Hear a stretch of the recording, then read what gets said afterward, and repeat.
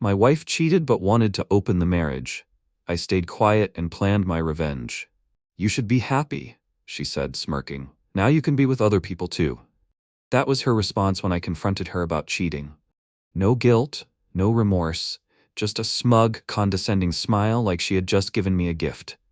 I wanted to scream. I wanted to throw something. I wanted to tell her how much I hated her. But I didn't. I just nodded and said, maybe you're right. And from that moment on, I started planning how to tear her world apart. I'm not the kind of guy people notice. I've always been quiet, easygoing, the type to avoid confrontation. Maybe that's why Sarah thought she could walk all over me. We had been married for 8 years. I worked in IT, stable, decent pay, nothing flashy. Sarah, on the other hand, was in marketing. She earned more than me, had a larger social circle, and she loved attention. I never minded. I supported her, admired her ambition. I thought we were a team. Looking back, there were signs I ignored. She started working late, dressing up more for the office, constantly checking her phone. But love makes you blind, and I trusted her. Until one night, when everything fell apart. Sarah had fallen asleep on the couch, her phone still in her hand. Normally, I never checked it. I believed in privacy, in trust. But that night, something felt off. Her phone lit up with a message from someone named M. Last night was amazing. Can't wait to see you again. My stomach dropped. My hands were shaking as I scrolled up. There were months of messages, explicit photos, hotel receipts, inside jokes, and worst of all, the way they talked about me.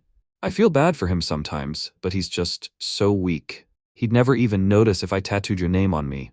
He's clueless. It's honestly sad. I sat there, frozen, feeling like someone had just punched me in the gut. She wasn't just cheating. She was mocking me. I wasn't just a husband being betrayed. I was a joke. The next morning I confronted her. I expected guilt, maybe denial. Instead, she just sighed and rolled her eyes. Oh, so you saw the messages. Like I had just inconvenienced her. I asked how long it had been going on. She shrugged. Does it matter? I was stunned. My wife, the woman I had loved for 8 years, was looking at me like I was an idiot for even being upset. Then she leaned back, crossed her arms, and dropped the bombshell. Look, let's be real. You and I both know the spark is gone. Maybe we should just open the marriage. That way I don't have to hide it, and you can, do whatever you want to. I stared at her, trying to process what I had just heard. She had been cheating on me for months, laughing at me behind my back, and now she wanted to turn it into some twisted agreement? Then she smirked. Honestly, I didn't think you'd even notice. You're so passive. She actually laughed. At that moment, I felt something inside me snap. But I didn't yell. I didn't throw accusations. Instead, I forced myself to smile. You know what? Maybe you're right. Let me think about it. Her eyes lit up. She thought she had won. She kissed my cheek and said, "See? I knew you'd be reasonable." And that was the moment I made my decision. I wasn't going to argue. I wasn't going to beg. I wasn't even going to fight her. I was going to destroy her life while she thought she was winning. And she would never see it coming. Sarah thought she had won. She thought I was just rolling over and accepting it, like the weak, pathetic fool she believed I was. What she didn't know was that while she was out giggling over cocktails with her real man, I was at home turning the screws on her perfect little world. This wasn't just revenge. This was a reckoning. I spent the next few weeks playing my part to perfection. I was calm, understanding, even supportive. I told Sarah I was open to exploring the idea of a non-monogamous relationship. She was thrilled. "I knew you'd come around," she chirped, kissing me on the cheek. She had no idea that behind my blank expression, I was silently dismantling her life. The first thing I did was secure proof of her affair. I went through her phone again, this time screenshotting everything and saving it to a private drive. Texts? Check. Explicit photos? Check. Videos? Oh yeah, she had plenty. I even found bank statements showing she had spent money from our joint account on hotels, gifts, and dinners for him. But I didn't stop there. I hired a private investigator to follow her. He got crystal clear photos of her going into hotels, making out in parking lots, and even sneaking out of his house in the morning. With this, I wasn't just going for divorce. I was going to ruin her. I had always been the one to handle our bills, which meant I knew exactly where our money was going. Over the next few weeks, I began, moving my paychecks into a new private account she didn't have access to, rerouting automatic payments so that my credit cards and loans were under my name only, slowly draining our joint account, leaving just enough to avoid suspicion, checking the house title and making legal moves to ensure she couldn't touch my assets. Sarah didn't even notice. She was too busy texting her lover under the table while sitting across from me at dinner. Now the fun part. Since Sarah wanted an open marriage, I decided to give her exactly what she wanted, but on my terms. One night, I casually mentioned, "Hey, I've been thinking, maybe I should try seeing someone too." Her reaction? She laughed. "Oh babe, that's cute, but are you sure you can handle that?" She smirked. I smiled and nodded. "Yeah, I think I can figure it out." She didn't take me seriously. She thought I was too pathetic to actually get anyone else, so I made sure to prove her wrong. I didn't actually cheat, I'm not like Sarah.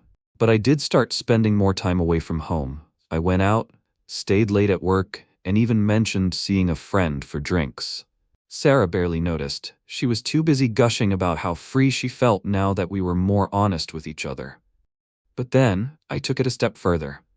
I hired an actress. Okay, not a real actress, but a friend of a friend who was more than happy to help me out. We staged a couple of dates in public places where I knew Sarah's friends might see us. And sure enough, within a week, Sarah confronted me. "So, who's this new friend?" she asked, trying to sound casual but failing miserably.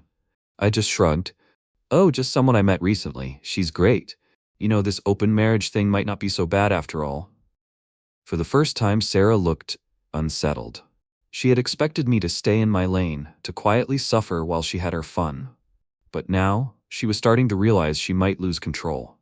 At this point, I had everything I needed, undeniable proof of her affair, financial security to ensure she walked away with nothing, the first cracks in her confidence. Now I just needed the perfect way to bring it all crashing down. So I started planning a party, a big one.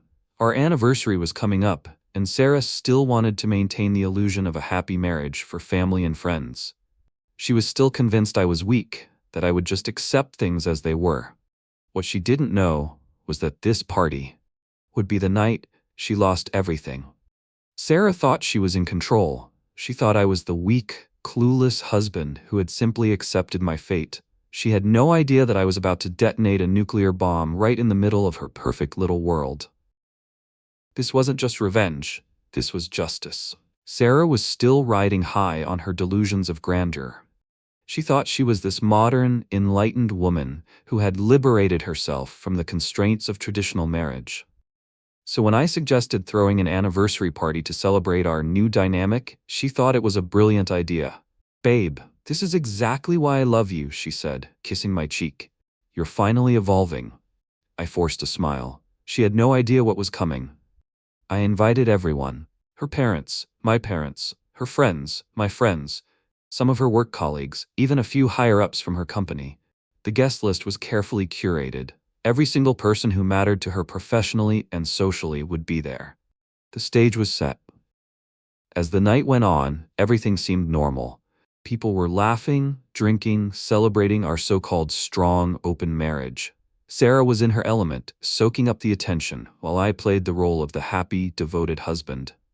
Then, when everyone had gathered around for a toast, I took the microphone. "Thank you all for coming. Tonight is special, not just because it's our anniversary, but because it's a night of honesty, a night of truth." I turned to Sarah. "Sarah, you taught me so much about trust, about love, and about the importance of being open with each other." She beamed, completely oblivious. I reached into my pocket and pulled out a USB drive. "And in the spirit of honesty, I've prepared a little slideshow, a tribute, if you will, to the amazing wife you've been." The projector screen flickered on. And then it began. At first, it showed sweet photos of us together over the years, smiling, happy, in love. Then the images started to change. Messages appeared on the screen. "I miss you so much. Can't wait for our next night together. He's honestly pathetic. I feel bad sometimes, but then I remember how good you make me feel." Gasps filled the room. Sarah's smile froze on her face. The next slide? A photo of her and her lover, in a hotel room, in a car, kissing in a restaurant. Her mother's face went pale. Her father stood up from his chair, shaking his head. The entire room was dead silent. Sarah jumped up, trying to turn off the projector. But it was too late. As she scrambled, desperate to stop the nightmare unfolding before her, I reached into my jacket and pulled out an envelope. Oh, and one more thing. I dropped the divorce papers on the table. I thought since you believe in honesty, I'd be honest too. I'm done. You can have your open marriage just without me. Sarah was hyperventilating. You can't do this. You're making a scene, she hissed. I laughed. Oh, I think you already did that for me. And then, for the final twist, I turned to one of her company executives, the man who just saw the woman representing his firm cheat in front of everyone. By the way, I know your company has a strict no workplace relationships policy. Just thought you should know that one of your senior marketing execs has been screwing a married coworker on company time. Sarah's face drained of all color. Her lover, who was standing near the back, bolted out of the room like a coward. Sarah tried to grab my arm to stop me, but I just shook her off. Enjoy your freedom, Sarah. Oh, and one last thing. This house, it's mine. You should probably start looking for a new place to live. Because guess what? I had already transferred the property to my name. She had nothing left. I walked out of that party feeling lighter than I had in years. Sarah? She lost everything. Her family disowned her. Her job fired her, thanks to her little office affair violating company policy. Her lover dumped her. She had no savings left, because I had already secured my finances. A week later, I got a message from her. Please, can we talk? I didn't even reply. I just blocked her number and moved on with my life. Sarah used to think she was untouchable. She thought she could humiliate me, betray me, and get away with it. She thought I was weak. But now, she was alone, unemployed, and begging for another chance. This is how my story ends. In the months after the anniversary party from hell, my life changed completely. For the first time in years, I felt free. No more walking on eggshells around a wife who didn't respect me. No more pretending to be happy while being treated like a joke. No more living in someone else's shadow. I took time for myself. I traveled. I reconnected with old friends. I threw myself into work and even got a promotion. Most importantly, I finally learned to respect myself again. And Sarah? She was falling apart. After the party, Sarah tried to do damage control, but there was nothing left to save. Her parents cut her off. They were mortified by what she had done and refused to support her. Her job fired her. Her affair with a married coworker violated company policy, and the company wanted nothing to do with the scandal. Her lover disappeared. The guy she cheated with, he ghosted her. The second things got tough. She had nowhere to live. The house was legally mine, and she had no money saved up. In less than a month, her entire world collapsed. She had gone from being a high-flying, confident career woman to a jobless, homeless wreck. And honestly, I felt nothing. A few weeks after she lost everything, Sarah tried reaching out. She emailed me, called me, even sent messages through mutual friends. I made a mistake. I realize now that I took you for granted. Please, let's talk. I was stupid, but I know now that you're the best thing that ever happened to me. I miss you. I ignored her at first, but one day she showed up at my doorstep. She looked terrible, messy hair, tired eyes, like someone who hadn't slept in days. Please, she whispered, can we just talk? I stared at her for a moment, then I smiled and said the last words I would ever say to her. Enjoy your open marriage, Sarah. And then, I shut the door in her face. She broke down crying. But that wasn't my problem anymore. I won't lie. This whole experience changed me. I used to be too trusting, too passive. I let people walk over me, thinking that being a nice guy meant I had to accept being treated like crap. But now, I learned that self-respect is everything. I learned that sometimes karma needs a little push. And I learned that nothing feels better than walking away from someone who never deserved you in the first place.